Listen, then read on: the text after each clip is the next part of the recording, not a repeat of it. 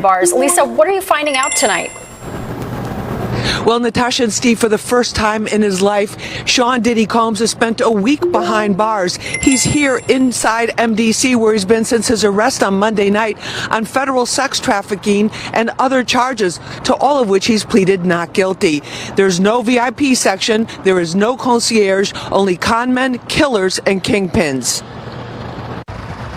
MDC is so bad, federal judges have questioned the harsh conditions for those here awaiting trial. So bad, I was here 2 years ago during a cold spell, reporting on detainees with no heat, pounding on windows for help. There was even a congressional inquiry. But take the word of a former inmate I spoke with who goes by Esco. It's terrible. The food is terrible. Of course, the inmates are terrible. The guards are terrible. The conditions are terrible. It's just terrible. The inmates that you're surrounded around, just in general, a lot of them are brought up on pretty heavy federal indictments, right? So just in terms of the atmosphere there, it's just certainly one that no one wants to be in. Combs was placed in a special housing unit and on suicide watch, the standard protocol for high-profile celebrity detainees. The disgraced mogul was denied bail by 2 separate judges. His attorney, Mark Agnifilo, asked the court to transfer him to the federal detention section at the Essex County Jail, but the judge deferred to the Bureau of Prisons. Federal trial attorney Philip Hamilton says lockdown can mean a lot less time to prepare your defense. In terms of fighting their case, it just makes it all the more difficult, because now in terms of you being able to communicate with your attorney, you are at the realms of just what's going on with respect to the facility. Is it on lockdown? Is the facility letting visitors in? Detainees on suicide watch wear tearaway paper hospital-style garments and rubber shower shoes. Diddy Combs, one of the most recognized figures in hip-hop, has been living a life of luxury and fame for decades.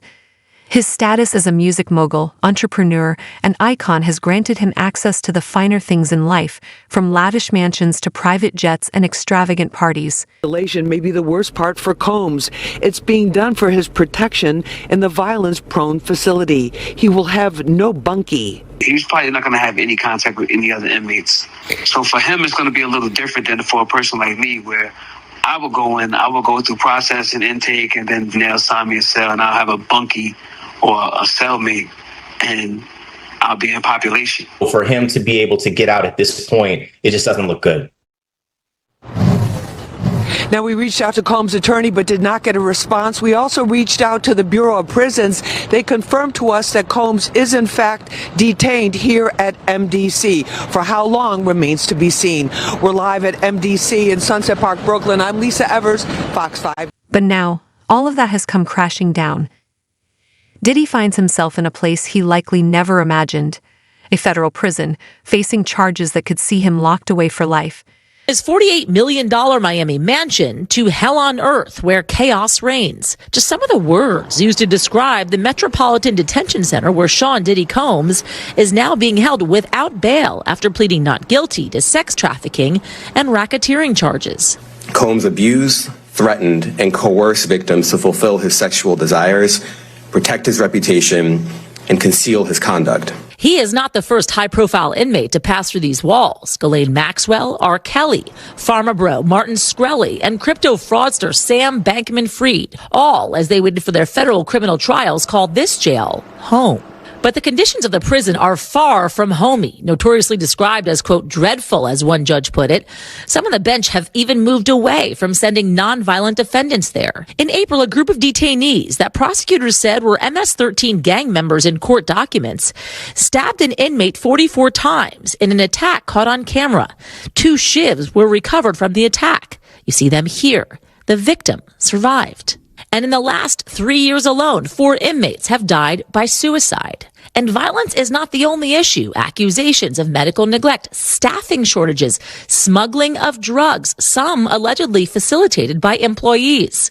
At least 6 staff members charged with crimes in the last 5 years, according to the AP. Some accused of accepting bribes and providing contraband. I've had clients describe MDC as hell, as the worst conditions they've been in. Lance A. Clark is a federal defense attorney who's been there many times. Now, if the government is going to mandate that they are responsible for your well-being, they have to ensure the safety of your well-being. Occupy the streets until they get heat. In the winter of 2019, protests over a power outage left inmates without light or heat for a week in the cold.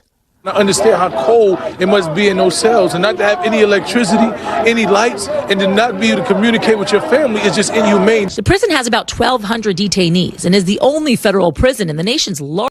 Diddy's arrest in mid-September shocked the world.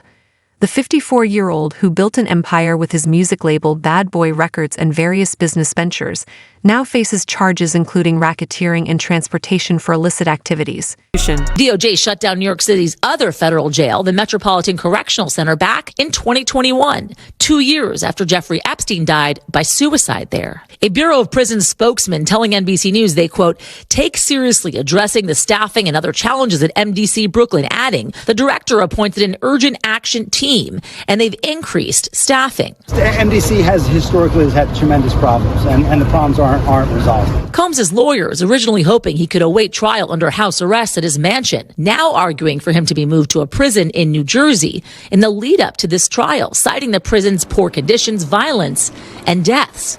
On Wednesday, his lawyer said he was being held in a special housing unit with an extra level of security. Yasmin's back with us now. So what is next? Is he going to be in jail in this facility until the trial begins? Is there a chance he could, get moved earlier than that? As of this moment, as of this hour, as of today, yes. But of course, as I mentioned earlier, they're going to be appealing this thing next to the Second U.S. Circuit Court of Appeals to overturn the judge's order here to try and get him actually released to his mansion on $50 million bail, wanting a GPS monitoring system, limited visits from family members, friends, so on and so forth. That is what they're proposing because of course, the violence I talked about in that piece inside these jail walls. They also, in the meantime, Hal, want to get him moved to a jail and or prison in New Jersey. The judge so far has essentially said that is up to the Bureau of Prisons to make that decision. Nonetheless, it's all going to be on appeals leading up to the trial. His next court appearance, by the way, October 9th. So looking for that, of course, and any decisions coming out from the Second U.S. Circuit Court of Appeals on this order. Thanks for watching. Stay updated about breaking news and top stories on the NBC News app or follow us on social media. These charges have not only tarnished his public image, but also placed him at the center of one of the most scandalous legal battles in recent entertainment history. Since his arrest, Diddy has been held at the Metropolitan Detention Center in Brooklyn, New York, without bail.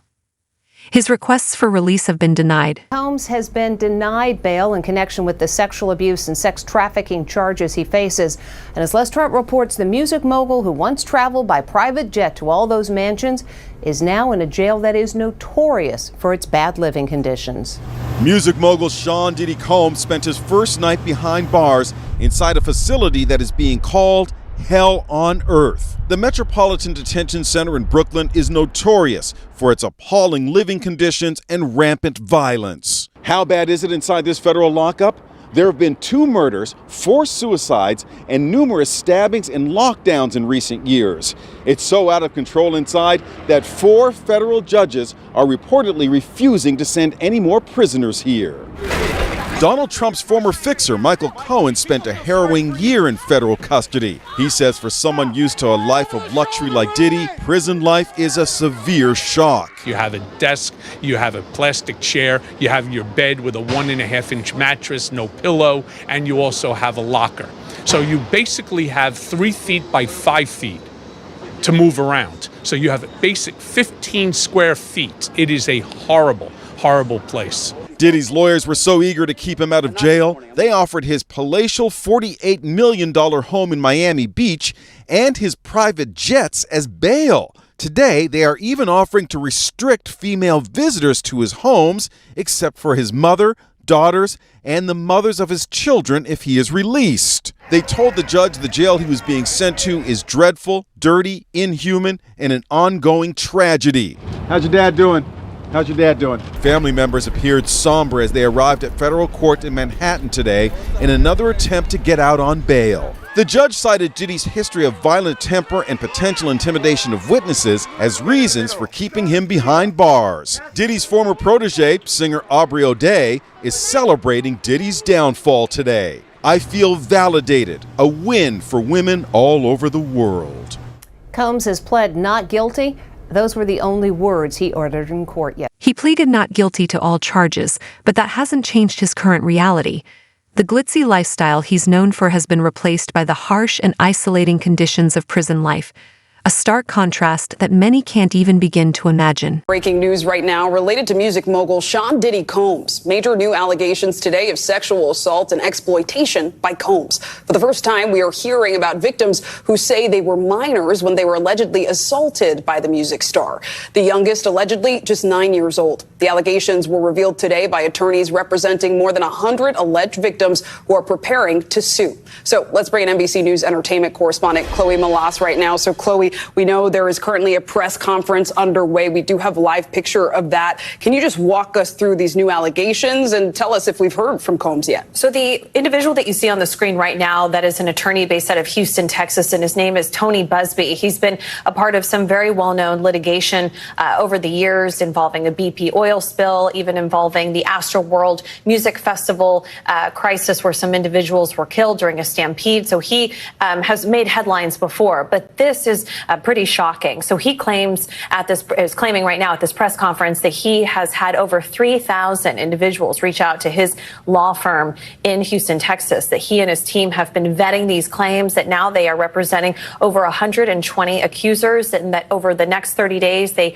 will begin to file different civil suits, that this is not a class action lawsuit, that they are going to continue to vet these allegations, but right now they feel strong about these. So he also said today that it's not just Combs that will be named as a defendant, that there will be other high-profile individuals, some household names. He says, quote, many powerful people, there are many dirty secrets.